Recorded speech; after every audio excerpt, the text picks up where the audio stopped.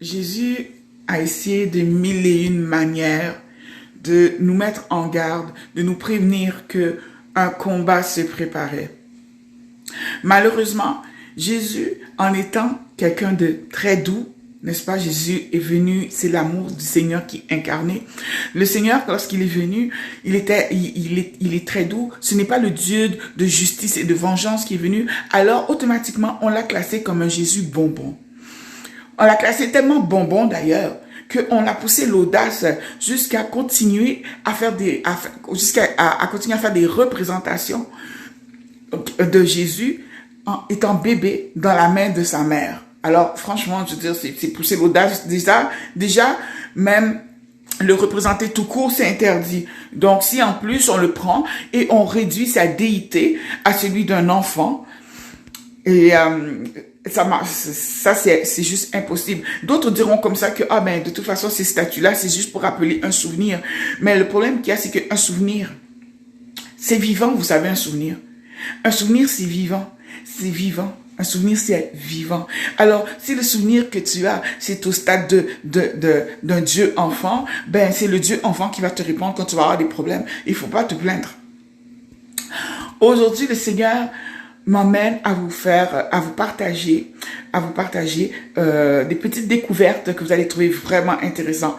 Et aujourd'hui, on va parler du baptême. Oui. Donc, c'est vraiment un petit partage sur le baptême. D'abord, il faut savoir que la plupart des gens, n'est-ce pas, pensent qu'il y a deux baptêmes. Ils vous diront ceci. Il y a le baptême d'eau, n'est-ce pas, qui est aussi appelé le baptême de repentance. Ça c'est le baptême que faisait Jean le Baptiste. Et il y a le baptême du Saint-Esprit, que tout le monde connaît, bien sûr, et qu'on voit largement dans les églises de réveil, les églises évangéliques, les églises pentecôtistes. D'accord? Maintenant, je vais vous donner la référence. Donne-moi juste un moment ici. Alors, vous trouverez la référence en Matthieu, chapitre 3, versets 11 et 12, qui dit ceci. Moi, je vous baptise d'eau pour vous amener à la repentance. Mais celui qui vient après moi est plus puissant que moi. Et je ne suis pas digne de délier ses souliers. Lui, il vous baptisera du Saint-Esprit et de feu. Amen. Donc, je viens de vous lire Matthieu, chapitre 3, versets 11 et 12. Alors ici, c'est Jean-Baptiste qui parle. Jean-Baptiste, il dit comme ça. Moi, je vous baptise d'eau, le baptême qui amène à la repentance. Mais il dit, mais celui qui vient après moi, je ne suis pas digne de délier les courroies de sa chaussure. Celui-là, donc il parle de Jésus, parce que Jean-Baptiste rend témoignage de Jésus. Il dit, lui, il va vous baptiser du Saint-Esprit et de feu. Alors, déjà, juste dans le verset que je viens de lire, on entend déjà Jean-Baptiste qui parle du baptême d'eau, qui est le baptême de repentance. Ensuite, on entend parler du baptême, le baptême d'eau, on entend parler du baptême du Saint-Esprit. Le baptême du Saint-Esprit, vous allez retrouver en Luc chapitre 3, versets 21 et 22, là où c'est précisé que Jésus reçoit le baptême d'eau, et que pendant que Jésus priait, le ciel s'ouvrit et que le Saint-Esprit descendit sous la forme d'une colombe. Et il est bien spécifié que c'est pendant que Jésus priait. Donc Jésus a été plongé dans l'eau d'abord. Il a eu le baptême d'eau. Mais quand il est sorti de l'eau, Jésus s'est mis à prier. Et c'est pendant qu'il priait que là, le ciel s'est ouvert, que le Saint-Esprit est venu. Aujourd'hui, les baptêmes d'eau ressemblent à quoi? C'est un événement presque planétaire. On invite toute la famille. Ça, il n'y a pas de problème. C'est normal qu'ils veulent célébrer avec toi. Mais il vient on te plonge dans l'eau et après ça, tu sors de l'eau, tu es dans la joie. Tu penses même pas à prier même. Tu sors là, tu essuies ton visage comme ça, on te tend la serviette, on t'applaudit, tu sors tout ça. Mais la partie où tu es censé prier pour que le ciel s'ouvre, pour que le Saint-Esprit descende, ça... En tout cas, ça c'est une partie qui est souvent, disons, extrêmement raté, négligé même. Et les gens n'ont pas idée de l'importance que cela peut avoir. Cela a une très très grande importance. Il n'y a rien que le Seigneur mentionne dans la parole qui soit en extra ou qui soit de trop. Donc, si on parle de ce principe-là, déjà, il y a beaucoup d'erreurs que nous allons éviter de faire. Maintenant, on parle également, parce que Jean-Baptiste, il dit du Saint-Esprit et de feu. Lorsqu'on emploie la conjonction de coordination et, on parle automatiquement d'une addition. Donc, on parle pas ici, on parle ici d'un ajout. Donc, le Seigneur vient ajouter deux choses. Il y a, oui, le baptême du Saint-Esprit, il y a le baptême de feu. Le baptême de feu, souvent, le passage qu'on va mentionner, c'est celui que je viens de donner. C'est-à-dire que c'est le passage avec Jean-Baptiste, là où Jean-Baptiste parle du baptême du Saint-Esprit, du baptême de feu et du baptême de repentance. Cependant, il existe dans Luc d'autres passages, en Luc chapitre 12. En Luc chapitre 12, Jésus va parler d'un baptême encore. Pourtant, en Luc chapitre 3, je viens de vous dire que Jésus venait d'être baptisé d'eau et de Saint-Esprit. Alors, il manquait de feu, puisque j'ai la prétention de dire que ouais, c'est ça qui est écrit, c'est ce que la parole dit. Donc, où est le feu en question? Et qu'est-ce qui dit qu'il manque vraiment un baptême? Alors, je vais vous lire le passage. En Luc chapitre 12. En Luc chapitre 12. Attendez, je vais vous dire le verset. Ok. Ah, d'accord. Bon, excusez-moi. C'est en Marc 10, verset 38. J'ai lu la parole de Dieu avec respect et considération. Jésus leur dit, « Vous ne savez ce que vous demandez. Pouvez-vous boire la coupe que je dois boire ou être baptisé du baptême dont je dois être baptisé? » Ça, c'est en Marc 10, verset 38. Je vais vous donner l'équivalent dans Luc pour pouvoir faire le lien avec vous. Dans Luc... D'accord. Donc voilà. Alors, dans Luc chapitre 12, verset 50, je vais commencer à partir du verset 49. La parole déclare ceci. « Je suis venu jeter un feu sur la terre. Et qu'ai-je à désirer s'il est déjà allumé? Il est un baptême dont je dois être baptisé. Et combien il me tarde qu'il soit accompli. Il est un baptême dont je dois être baptisé et combien il me tarde qu'il soit accompli. » Et ça se trouve en Luc chapitre 12, verset 50. Or, en Luc chapitre 3, verset 21 et 22, Jésus avait déjà été baptisé. Baptisé du Saint-Esprit, baptisé d'eau. Alors, ici, le Seigneur est encore en train de dire à ses disciples, il manque encore un baptême. Il y a un baptême que j'attends, c'est pas encore arrivé, mais c'est en route, ça s'en vient. Et j'ai hâte que ça arrive. Alors là, ça devient étonnant, parce qu'on se dit, ok, mais de quel baptême il parle encore? De quel baptême il parle? Et là, on trouve réponse à cette question dans le passage que je vous ai lu précédemment, mais je ne l'ai pas lu au complet, donc je le relis, en Marc chapitre 10, verset 38. Jésus leur répondit, « Vous ne savez pas ce que vous demandez. Pouvez-vous boire la coupe que je dois boire ou être baptisé du baptême dont je dois être baptisé? » Nous le pouvons, dirent-ils. Et Jésus leur répondit, « Il est vrai que vous boirez la coupe que je dois boire et que vous serez baptisés du baptême dont je dois être baptisé. Mais pour ce qui est d'être assis à ma droite ou à ma gauche, cela ne dépend pas de moi et ne sera donné qu'à ceux à qui cela est réservé. » Amen. Alors là, ici, excusez-moi, ici le Seigneur dit quoi? Le Seigneur dit comme ça, ok, que c'est vrai il pose la question, il dit, est-ce que vous pouvez boire de la coupe que je dois boire? De quelle coupe est-ce que le Seigneur parle? Le Seigneur ici parle évidemment du jardin de Gethsémani, ok? La coupe, moi je dirais, si je devais paraphraser, moi j'appellerais presque la coupe de la souffrance, là. Donc vraiment, le Seigneur passe vraiment un grand moment de douleur dans le jardin de Gethsémani. La coupe de la douleur, la coupe de la souffrance. Donc, le Seigneur demande, est-ce que tu penses que tu peux boire de la même coupe que moi je vais boire? Et eux, ils disent oui. Donc, et le Seigneur dit, ok, c'est vrai. C'est vrai que tu peux boire parce que de toute façon, en étant chrétien, tu vas boire de cette coupe, que tu le veuilles ou pas. Tu vas souffrir quand même. Pour le nom de Jésus, si tu marches vraiment pour Jésus-Christ, puis que tu souffres pas, il y a un problème. Il y a un problème. Et quand je dis que tu souffres pas, ça veut pas dire comme ça que tous les jours de ta vie, puis t'es dans la misère. Non, c'est pas de ça que je parle. Mais si tu mènes une vie paisible de A à Z, là, à moins que tu t'appelles Salomon, là, je vois pas pourquoi, est-ce que tu n'as pas de combat spirituel? Parce que les temps où nous sommes aujourd'hui, ce n'est plus le temps de dormir. Ça, là, ce n'est plus le temps. Si tu dis, tu es en paix 24/7, là, c'est qu'il y a un problème. Faut m'appeler, on va prier ensemble. Amen.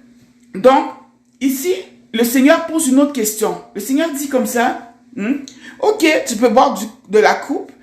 Est-ce que tu peux être baptisé du baptême dont je dois être baptisé? Et c'est là que ça devient compliqué parce que sur le coup, on se dit, mais de quel baptême il parle?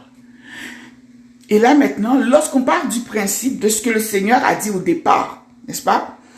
En parlant du baptême d'eau, qui est aussi appelé le baptême de repentance, le baptême du Saint-Esprit, et il a dit, il va te baptiser du Saint-Esprit et de feu. Donc, un autre baptême, le baptême de feu. Quand tu parles de ce principe-là, tu réalises que le baptême dont le Seigneur parle ici, ok, le Seigneur dit, il me tarde que ce soit accompli. Et à quel moment est-ce que Jésus emploie le mot accompli à partir de ce moment-là? La dernière fois qu'il va l'employer, c'est lorsqu'il va être sur la croix, il va dire au Seigneur, à son Père, il va dire, tout est accompli. Et c'est sûr que lorsqu'on l'entend, on se dit automatiquement, et c'est très bon, c'est la base là. Donc, on se dit que oui, le Seigneur a accompli toute la Torah, tout l'Ancien Testament, voyez-vous, il a tout accompli pour nous, yes sir. Mais, lorsqu'on regarde de plus près, quand il dit comme ça que tout est accompli, n'est-ce pas? Il reçoit, c'est que il vient de recevoir son baptême de feu. Et quel est ce baptême de feu? Il est sur la croix. Il y a quel baptême encore sur la croix? Sur la croix. Attendez, avant que je saute là. Lorsque on se fait baptiser d'eau, ok? On se lève, c'est ton corps qui est lavé. Ensuite, tu reçois le baptême du Saint-Esprit. Alors là, maintenant, là, ton esprit est renouvelé, n'est-ce pas? Maintenant, le baptême de feu, on se demande à quel moment est-ce qu'on le reçoit. Quel est le signe même qu'on le reçoit?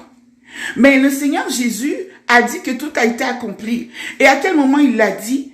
Il l'a dit lorsque sa chair s'apprêtait à mourir définitivement. Jésus devait porter cette chair-là, bien que cette chair était semblable à la nôtre. Cette chair n'avait jamais péché. Elle était semblable à la nôtre. Rappelez-vous qu'il est Dieu dans un petit corps. Il est Dieu dans un corps. Voyez-vous, c'est toute une contrainte là qui s'est faite. Il s'est dépouillé au maximum pour pouvoir rentrer là-dedans. Ok? Donc lui là, il se tardait là en se donnant à la croix, Jésus est devenu un sacrifice. Qu'est-ce qu'on faisait dans Lévitique? Qu'est-ce qu'on faisait? Qu'est-ce qui arrivait avec le sacrifice? Le sacrifice était consumé par le feu. Et c'était un sacrifice de bonne odeur pour l'Éternel. Le sacrifice qui avait été consumé par le feu. Lorsque Jésus s'est donné en sacrifice sur la croix, il est devenu pour nous, n'est-ce pas, l'agneau immolé, sans tache et sans défaut, n'est-ce pas? À ce moment-là, le feu est descendu. Le feu descend seulement quand Dieu agrée le sacrifice. Alors quand Dieu a agréé le sacrifice, le feu est descendu à consumer le sacrifice qu'est Jésus-Christ pour nous. Voyez-vous, Jésus-Christ est passé à la dimension de feu. Rastakarabayuno. C'est ce que Dieu attend aussi de nous. C'est-à-dire que on meurt à nous-mêmes. On meurt à tous les niveaux, mais le baptême de feu n'arrive qu'au moment où tu arrives à 100% à tuer ta chair. Elle n'existe tellement plus que soudainement les miracles se déclenchent parce que Dieu se met à agir lorsque tu décides de te reposer. Dieu n'aime pas te voir travailler. Laisse-le faire le boulot. C'est son travail de faire les miracles. Toi, ton travail, c'est de regarder, de rire comme un enfant, de dire, oh, c'est trop cool, quoi. J'ai hâte que les gens voient ce que tu sais faire, papa. C'est ça. Donc, vous voyez que nous n'avons pas été, souvent on n'est pas attentif, on lit, puis on passe les versets et puis on ne porte pas attention. Et pourtant, en Luc chapitre 12, il est clairement dit, Jésus dit clairement que, ouais, bien qu'il a été baptisé d'eau et du Saint-Esprit, n'est-ce pas, qu'il manquait encore un autre baptême qu'il devait passer. Et là, rendu à la croix, il dit tout est accompli. Il a accompli tout l'Ancien Testament et en plus, il a été baptisé parce que sa chair mourait au même moment. Et là, le Seigneur passait dans une dimension de feu. Alléluia. Et c'est pour ça que vous verrez que dans l'Apocalypse, lorsqu'on parle de Jésus, on parle plus de Jésus comme étant juste l'homme qui marchait sur la terre. On parle de Jésus avec des flammes de feu, avec des cheveux blancs comme la neige, avec les pieds des reins. Voyez-vous, c'est un Jésus de feu qui revient. J'espère que ce petit partage aura éclairé beaucoup de gens. Et pour terminer, je vais terminer sur ce point-là parce que peut-être que certains vont sortir ce point-là. Dans Acte 19, verset 4, l'apôtre Paul dit, « Jean a baptisé du baptême de repentance, disant au peuple de croire en celui qui venait après lui, c'est-à-dire en Jésus. » N'est-ce pas? Cependant, n'est-ce pas? Cependant, il y a un mais. Parce que 2 autres baptêmes avaient été nommés. Et là, maintenant, Paul dit que, en fait, nous ne sommes en fait qu'un seul corps. Et qu'il n'existe en fait qu'un seul baptême. Et je vous lis le passage, excusez-moi. Voilà. Ok, ça c'est le bon passage. Éphésiens 4, versets 4 à 6. Je vous supplie donc, moi qui suis prisonnier, parce que je sers le Seigneur. Vous que Dieu a appelé, conduisez-vous d'une façon digne de cet appel. Soyez toujours humbles, doux et patients. Supportez-vous les uns et les autres avec amour. Efforcez-vous de maintenir l'unité. Il parle ici d'unité que donne l'Esprit Saint par la paix qui vous lie les uns aux autres. Donc, Paul il dit ici, restez un. Il faut que vous soyez comme un seul homme. Quand vous vous levez, il faut que dans le monde spirituel, on voit que c'est une seule personne qui se lève. Vous. Ils n'ont pas l'impression que c'est 300 frères et sœurs en Christ. Non. Vous vous levez et dites, wow, un géant vient de se lever dans le monde spirituel. Oui. Parce qu'on est unis. On forme un seul esprit. On devient géant dans le monde spirituel.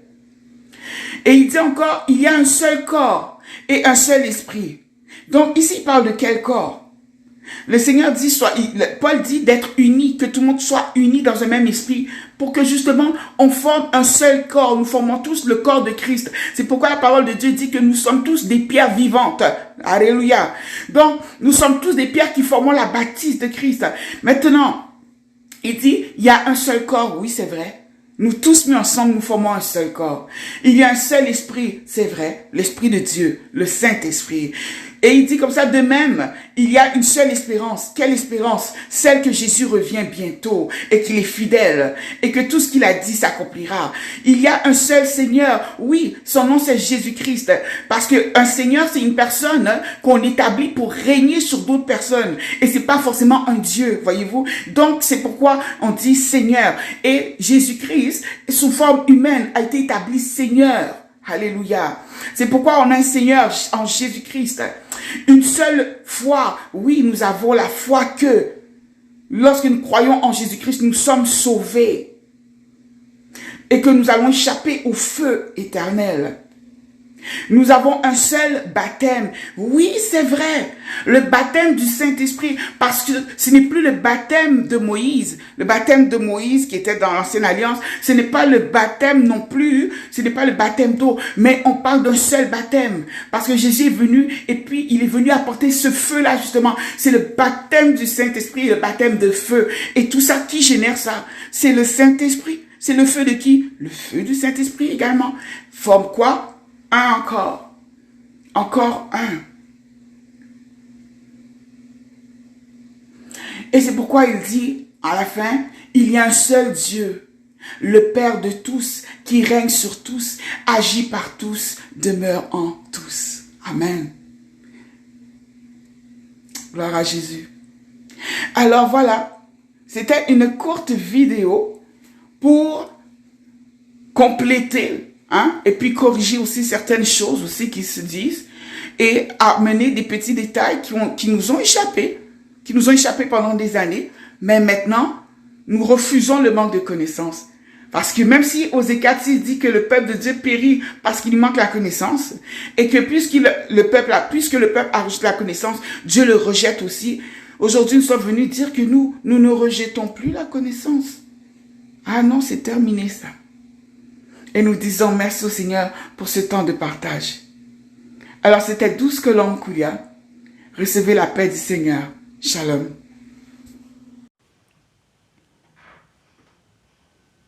Debout, Sainte Croix.